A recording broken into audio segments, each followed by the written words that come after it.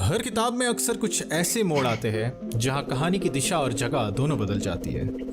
Writers specifically location की details पर ध्यान देते हैं क्योंकि उनका मानना है इंसानों की तरह हर लोकेलिटी की अपनी एक यूनिक पर्सनालिटी होती है।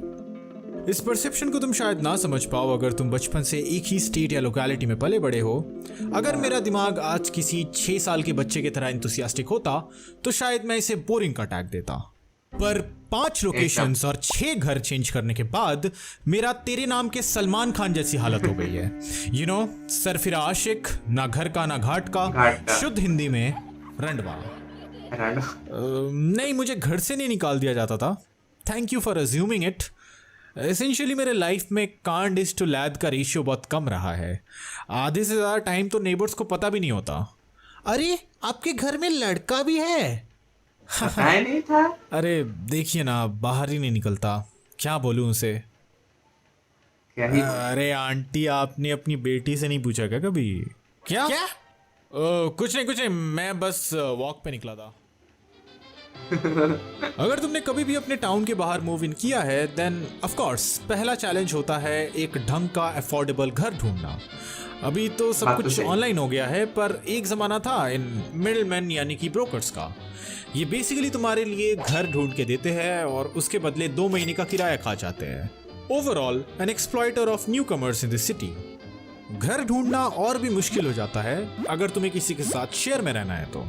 100% ऑफ द टाइम तुम्हारे रूममेट का ओपिनियन तुमसे मैच नहीं करेगा। And I specifically hate those people जिनके नखरे इतने भगदौड़ में भी खत्म नहीं होते। एकदम यार, इस घर का बाथरूम बड़ा छोटा है यार। अरे तो क्या हुआ, रूम्स तो अच्छे हैं ना। वैसे भी तू कितनी देर रहेगा बाथरूम में? 5 मिनट में तो।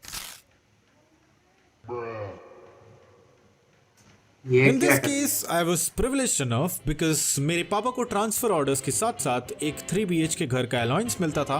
पर एज ए किड मेरी टेंशन कभी घर की थी ही नहीं, apart from the wifi connection of course, क्योंकि दूसरे ही दिन मुझे नया स्कूल ज्वाइन करना है।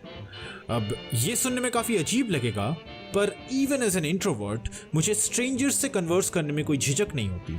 ये कोई पुश्तैनी स्किल सेट नहीं है जिसको लेके मैं पैदा हुआ था। It is rather N acquired skill. पहली बार डर लगा, इंट्रोड्यूस योरसेल्फ वाले रटे हुए लाइंस में भूल चुका था। दूसरी बार भी डर लगा। तीसरी बार पैर कांपना बंद हो गए। चौथी बार में I was like I don't care. और 5वीं बार मैंने इतनी फराटेदार इंग्लिश बोली कि आधे लोगों को समझ ही नहीं आया। So this is how I became immune to stranger confrontation. अरे वो वाली मीम्स। पहले कुछ हफ्ते you have to be submissive. पता है साला अपनी भाषा में गाली दे रहा है, पर इट्स ओके।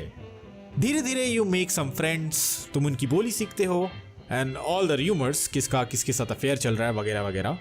लास्ट स्टेज तक पहुंचते पहुंचते अब तुम खुद एक बुली बन चुके हो। And that's how you colonise people.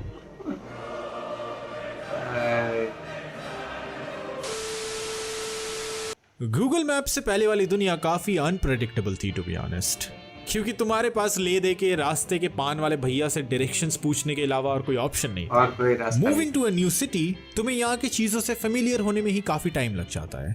ऐसा पता नहीं कितनी बार हुआ है कि मैं बीच रास्ते में गुम चुका हूँ एंड फिर मुझे 2 घंटे लग गए 20 मिनट के लोकेशन को कवर करने में। ऑल्सो वो 30 सेकंड का awkward interaction with the stranger जिससे तुम लोकेशन पूछ रहे हो। Along with the language barrier, there's this constant anxiety कि कोई मुझे आतंकवादी समझ के जेल में ना डाल दे। I mean, that's the last thing that you want in an unknown city. It gets worse जब बात socializing या dating पे आती है। They'll be like, meet me at Tropical Dessert at 6:30 PM. And you have no fucking clue कि ये Tropical Dessert क्या है। A restaurant, a cafe, or is she calling me an actual dessert? अगर तुम कोलकाता या किसी टियर 1 सिटी के bubble से बाहर निकलोगे तुम्हें रियलाइज होगा पब्लिक ट्रांसपोर्ट पैन इंडिया में कितनी बड़ी समस्या है। I have been into states जहां पे लिटरली टैक्सी वालास और ऑटो वालास का गुंडागर्दी चलता है। सर, मीटर से 50 रुपये एक्स्ट्रा लगेंगे और आपके घर के पेपर्स, एंसेस्ट्रल प्रॉपर्टी और आपके 2 vital organs. Also travelling can be boring. Metros में रोजमर्रा की जिंदगी से फ्रस्ट्रेटेड अंकल्स के तुतु मैमे और ओवर क्लिंगी कपल्स का चुम्मा चाटी किसी को नहीं देखना पसंद। Regional differences does make a lot of trouble. छोटी छोटी चीजें हर स्टेट में वैरी करती है। For example food habits. खाते वक्त अपना लेफ्ट हैंड यूज करना somehow it was offensive for a group of people। फिर कुछ ओवर रिलीजियस पीपल जिनके लिए नॉन वेज खाना was kind of a sin। There were people who were loud AF, ceremonial people, people who like rice and people who do not like rice। In spite of all this diversity, एक चीज जो मुझे common लगी in all these people was the habit of steering right from the beginning. जब furniture घर पे set हो रहा होता है, जैसे पता नहीं हम कौन सा इंटरगैलेक्टिक ट्रैवल करके आए हो इधर। Also lack of patience. ये जानते हुए कि ये शिफ्टिंग वाला ट्रक बस कुछ घंटों में से चला जाएगा, they'll still behave like 6-year-olds।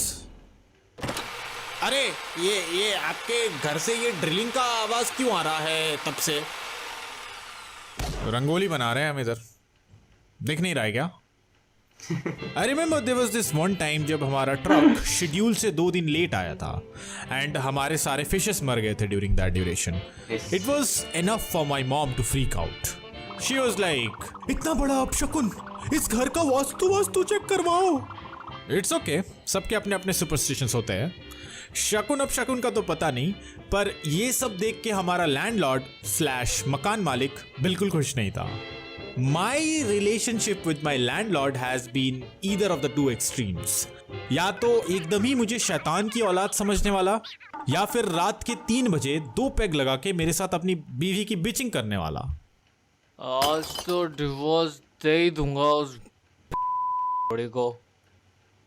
मैं अपने इस पूरे शिफ्टिंग जर्नी को किसी एक शब्द से डिफाइन नहीं कर सकता। There were good days, bad days, plenty of good byes. कभी कभी मुझे ऐसा लगता है इतनी बार शिफ्ट करने की वजह से मेरी ज़्यादा गहरी दोस्ती किसी के साथ हो नहीं पाई। फिर ये भी लगता है I am lucky enough to get a first hand experience of different cultures and traditions. Also मेरी हिंदी इतनी अच्छी नहीं होती क्योंकि हम लोग घर में बंगाली बोलते हैं। I definitely have that switch जहाँ पे अगर मैं किसी लैंग्वेज में शिफ्ट हो रहा हूँ तो मेरी पर्सनैलिटी भी उसके साथ बदल जाती है। Overall I don't regret any of it. मेरे लाइफ की किताब में हर घर अपना एक चैप्टर होल्ड करता है। Character development all along. हर लोकेशन एक स्पेसिफिक सेट ऑफ मेमोरीज को ट्रिगर करती है and all these emotions adds up to my perception about friendships, relationships and life. सही बात है यार। जिस तरह एक चिड़िया अपना घोंसला बनाती है, हम अपने घर में अपना यूनिवर्स बन लेते हैं। मेरा सजाया हुआ डेस्क और वो दीवार में किए हुए मेरे स्क्रिबल्स, आज वो सब कुछ किसी और का यूनिवर्स है। It's so strange. एक ईंट का बना हुआ निर्जीव स्ट्रक्चर में कुछ लोगों के होने से जान सी आ जाती है। Almost like a soul travelling through different bodies.